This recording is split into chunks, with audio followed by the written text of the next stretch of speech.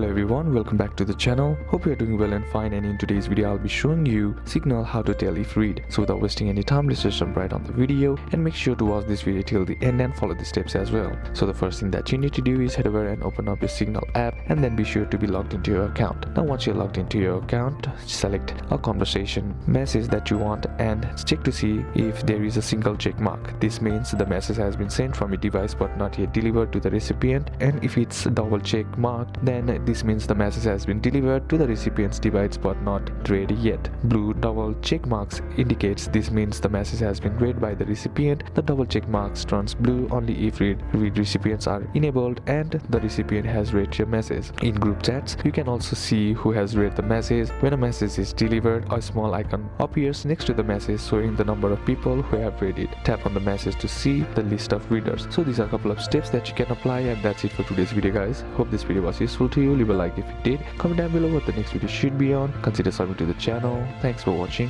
Bye bye.